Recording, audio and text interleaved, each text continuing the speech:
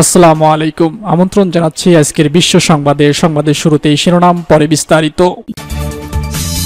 শুরুতে জানিয়ে দেব, ইউক্রেন যুদ্ধ বন্ধে চুক্তি করতে চায় জেলেনস্কি, দাবি ডোনাল্ড ট্রাম্পের। জানিয়ে দেব, দোনেস্কের আরও একটি শহর মুক্ত করল রুশ বাহিনী। এছাড়া রয়েছে গাজায় ইসরায়েলি হামলায় নিহত আরও 1 শতাধিক, ধ্বংসস্তূপে আটকা পড়ে আছে বহু মানুষ। সর্বশেষ জানিয়ে দেব, পাকিস্তানের খাইবার পাখতুনখোয়ায় সন্ত্রাস বিরোধী অভিযানে 6 সেনাসহ 22 সন্ত্রাসী নিহত। ইউক্রেন যুদ্ধ বন্ধে চুক্তি করতে চায় জেলেনস্কি, দাবি ডোনাল্ড ট্রাম্পের। যুক্তরাষ্ট্রের নবনির্বাচিত মার্কিন প্রেসিডেন্ট ডোনাল্ড ট্রাম্প জানিয়েছেন, ইউক্রেনের প্রেসিডেন্ট ভ্লাদিমির জেলেনস্কি রাশিয়ার সঙ্গে তার দেশের যুদ্ধ শেষ করার জন্য একটি চুক্তির বিষয়ে আগ্রহী। সম্প্রতি প্যারিসে ট্রাম্প ও জেলেনস্কির মধ্যে সাক্ষাৎ হয়েছে, সেখানেই জেলেনস্কি ট্রাম্পকে এই বিষয়ে জানিয়েছেন। এর আগে ফরাসি প্রেসিডেন্ট ইমানুয়েল ম্যাক্রো শনিবার এলিসি প্রাসাদে জেলেনস্কি এবং ট্রাম্পের সঙ্গে ত্রিমুখী আলোচনার আয়োজন করছিলেন।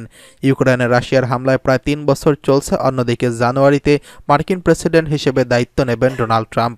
নিজের ট্রুথ সোশ্যাল প্ল্যাটফর্মে ট্রাম্প লিখেছেন, এই পাগলামি বন্ধ করতে জেলেনস্কি এবং ইউক্রেনের একটি চুক্তি বন্ধ করতে চায়। এদিকে গত কয়েক সপ্তাহ ধরে ইউক্রেন এবং রাশিয়ার মধ্যে হামলা পাল্টা হামলার সংখ্যা বেড়েছে উল্লেখযোগ্য হারে।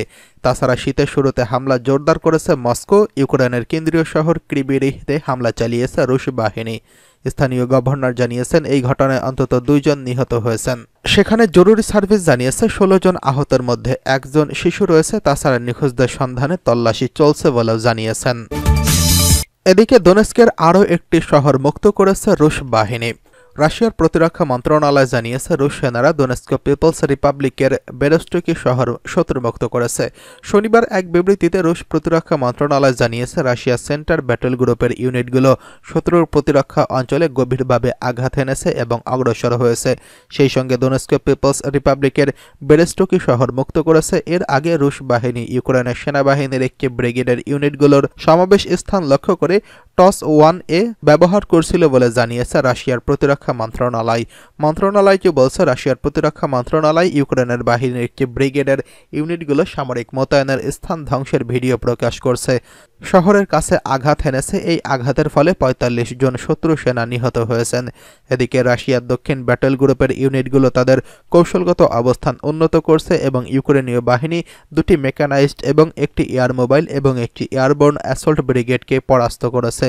ডিপিআর এর উলাকলি, কুরাখোভ এবং নিকোলায়েভকা এবং দচানয় বসতিতে এই সংঘর্ষের ঘটনা ঘটেছে। একই সঙ্গে শত্রু 2টি পাল্টা আক্রমণ প্রতিহত করা হয়েছে। এতে ইউক্রেনীয় বাহিনী 325 জন সেনা নিহত হয়েছে বলে জানিয়েছে রুশ মন্ত্রণালয়। রাশিয়ার দিনেপ্রো এবং উত্তর ব্যাটল গ্রুপের আক্রমণে ইউক্রেনীয় বাহিনী একদিনে 120 সেনা হারিয়েছে। এছাড়া পশ্চিম ব্যাটল গ্রুপের আক্রমণে ইউক্রেনীয় বাহিনী একদিনে 490 জন সেনা হারিয়েছে বলে জানিয়েছে রাশিয়ার প্রতিরক্ষা মন্ত্রণালয়।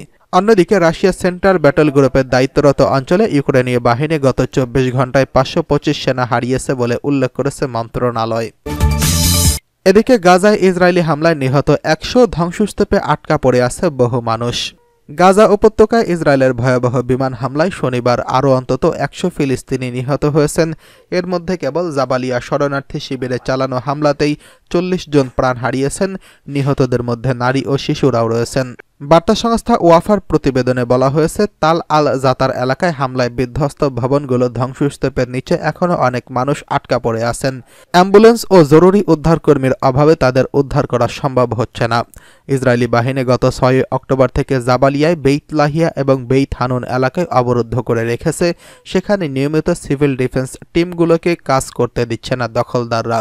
এদিন দক্ষিণ গাজার খান ইউনুস শহরে খাদ্য সহায়তায় অপেক্ষায় থাকা 12 জন ফিলিস্তিনি ইসরায়েলি হামলায় নিহত হয়েছে। একই হামলায় বিশ্ব সেন্ট্রাল কিচেন এবং সেভ দ্য চিলড্রেন সংস্থার 4 কর্মী প্রাণ হারিয়েছেন। 2023 সালের 7 অক্টোবর থেকে গাজায় ইসরায়েলি হামলায় কমপক্ষে আরও 44,382 ফিলিস্তিনি নিহত হয়েছে। 1,05,142 জন আহত হয়েছেন। গাজা যুদ্ধ শুরুর পর থেকে লেবাননেও নিয়মিত হামলা চালিয়ে যাচ্ছে ইসরায়েল। এতে অন্তত 3,961 জন নিহত হয়েছেন, 16,520 জন আহত হয়েছেন। এদিকে পাকিস্তানের খাইবার পাখতুনখোয়া সন্ত্রাস বিরোধী অভিযানে 6 সেনাসহ 22 সন্ত্রাসী নিহত। পাকিস্তানের খাইবার পাখতুনখোয়ার 3টি জেলায় সন্ত্রাসীদের সঙ্গে শুক্রবার এবং শনিবার সংঘর্ষে 22 সন্ত্রাসী সহ নিহত হয়েছেন 28 জন। পাকিস্তানের সামরিক বাহিনী সংবাদ মাধ্যমের শাখা আইএসপিআর এই তথ্য জানিয়েছেন। দেশটির সংবাদ মাধ্যম দ্য ডন এই খবর জানিয়েছেন। আইএসপিআর এক বিবৃতিতে জানিয়েছে, খাইবার পাখতুনখোয়ার থল জেলায় সন্ত্রাসীদের একটি নিরাপত্তা চৌকিতে হামলার চেষ্টা ব্যর্থ করে দেয় সেনাবাহিনী। তাংকে জেলার গুল ইমাম এলাকায় সেনাবাহিনীর গোয়েন্দা তথ্যের ভিত্তিতে পরিচালিত এক অভিযানে 9 সন্ত্রাসীকে হত্যা করেছে। ওই অভিযানে আরও 6 জন আহত হয়েছেন। উত্তর ওয়াজিরিস্তান জেলায় একটি অভিযানে 10 জন সন্ত্রাসীকে সফলভাবে নিরস্ত্র করা হয়েছে বলে জানিয়েছে আইএসপিআর। সন্ত্রাসীদের অবশিষ্ট উপস্থিতি নির্মূল করতে এলাকায় অভিযান অব্যাহত রয়েছে। আইএসপিআর এর বিবৃতিতে বলা হয়েছে, সন্ত্রাসবাদের বিরুদ্ধে লড়াইয়ে পাকিস্তানের নিরাপত্তা বাহিনী অবরুদ্ধ অঙ্গীকারবদ্ধ। আমরা সাহসী সেনাদের এই আত্মত্যাগ আমাদের সংকল্প আরও দৃঢ় করব। রাষ্ট্রপতি আসিফ আলী জারদারি, প্রধানমন্ত্রী শেহবাজ শরীফ পৃথক বিবৃতিতে সন্ত্রাস বিরোধী এই অভিযানে নিরাপত্তা বাহিনীর সফলতা এবং শহীদদের প্রতি শ্রদ্ধা জানিয়েছেন। রাষ্ট্রপতি জারদারি বলেছেন, 22 জন সন্ত্রাসীকে হত্যার এই সাফল্য নিরাপত্তা চৌকির একটি বড় অর্জন। সন্ত্রাসীদের সম্পূর্ণ নির্মূল না করা পর্যন্ত এই অভিযান চলবে। নিহত সেনাদের প্রতি শ্রদ্ধা জানিয়ে তিনি বলেছেন, সন্ত্রাসীদের বিরুদ্ধে লড়াইয়ে জীবন উৎসর্গকারীদের সাহসকে পুরো জাতি স্যালুট জানায়। তাদের মধ্যে দেশ রক্ষা, তাদের আত্মত্যাগ জাতির জন্য গর্বের বিষয়।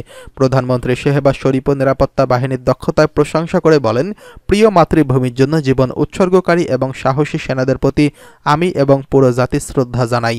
তিনি আরও বলেছেন, সন্ত্রাসবাদ নামক দানবের বিরুদ্ধে যুদ্ধ চলতেই থাকবে যতক্ষণ না এটি দেশ থেকে সম্পূর্ণ নির্মূল হয়। সন্ত্রাসবাদের বিরুদ্ধে এই যুদ্ধে পুরো জাতি নিরাপত্তা বাহিনীর পাশে আছে।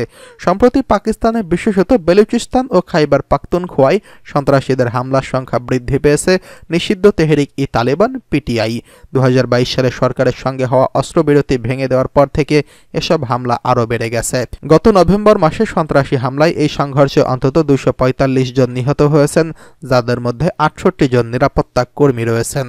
অন্যদিকে ফিলিস্তিনের অবরুদ্ধ গাজা ভূখণ্ডে ইসরায়েলি বর্বর হামলায় একই দিনে কমপক্ষে আরও অর্ধশতাধিক ফিলিস্তিনি নিহত হয়েছে। এতে করে উপত্যকাটিতে নিহতের মোট সংখ্যা 44,650 ছাড়িয়ে গেছে। এছাড়া গত বছরের অক্টোবর থেকে চলা এই হামলায় আহত হয়েছে আরও প্রায় লক্ষাধিক ফিলিস্তিনি। এক প্রতিবেদনে এই তথ্য জানিয়েছে বার্তা সংস্থা আনাদোলু।